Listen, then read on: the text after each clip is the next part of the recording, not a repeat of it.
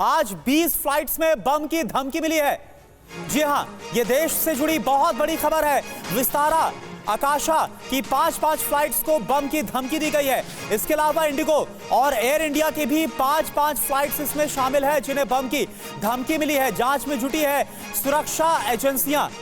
तो अब ये धमकी कितनी सीरियस है यह अपने आप में जांच का विषय है, लेकिन यह खबर इसलिए बड़ी क्योंकि आज एक साथ 20 फ्लाइट्स में बम की धमकी मिली है। विस्तारा, आकाशा की 5-5 फ्लाइट को बम की धमकी मिली। इसके अलावा इंडिगो और एयर इंडिया की भी 5-5 फ्लाइट को बम की धमकी मिली है। जितेंद्र इस वक्त हमारे साथ जुड़े। जितेंद्र, अभी हाल ही में हमने देखा था मुंबई की भी एक फ्लाइट थी, उसने टेक ऑफ करने के बाद फिर दिल्ली में इमरजेंसी लैंडिंग करवाई गई क्योंकि बम की धमकी मिली। आज की जो धमकी कितनी सीरियस है, कहां से आई है, क्या जानकारी? जी बिल्कुल, देखिए जैसे ये 20 फ्लाइट को धमकी आई उसके तुरंत बाद जो टाइमिंग था फ्लाइट्स का उसको रिशफल किया गया।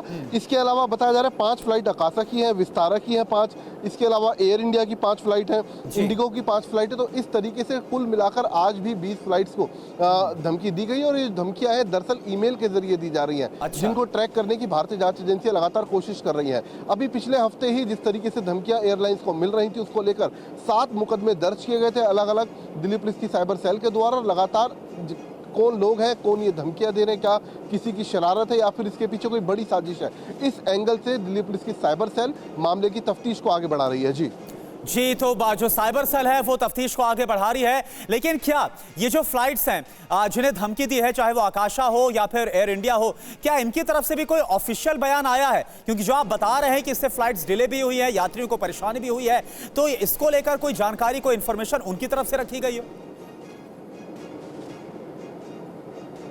जी बिल्कुल, देखिए फ्लाइट्स की तरफ से अभी तक कोई जानकारी नहीं दी गई है, लेकिन इतना जरूर है जैसे ये धमकियां मिली उसके तुरंत बाद एहतियात बरतते हुए फ्लाइट्स को चेक किया गया पूरे तरीके से, उनकी सघन तलाशी ली गई और उसके बाद ही उन्हें टेक ऑफ करने की इजाजत दी गई। हालांकि आज इतनी ज्यादा दिक्कतें नहीं सामने आई क्योंकि जिस वक्त ये धमकियां आई उस दौरान जो फ्लाइट का टाइमिंग था वो कुछ देर बाद का था। तो ऐसे में जांच एजेंसियों को सुरक्षा के मद्देनजर यानी कि प्रोटोकॉल के तहत तफ्तीश करने में या फिर सघन जांच करने के लिए पर्याप्त समय मिला। लेकिन इतना जरूर है कि यात्रियों को परेशानी जरूर हुई क्योंकि जो टाइमिंग थी फ्लाइट्स की उनको रिशफल किया गया। जी ठीक है, बिल्कुल जितेंद्र, अभी के लिए आपका बहुत बहुत शुक्रिया इस पूरी जानकारी के लिए।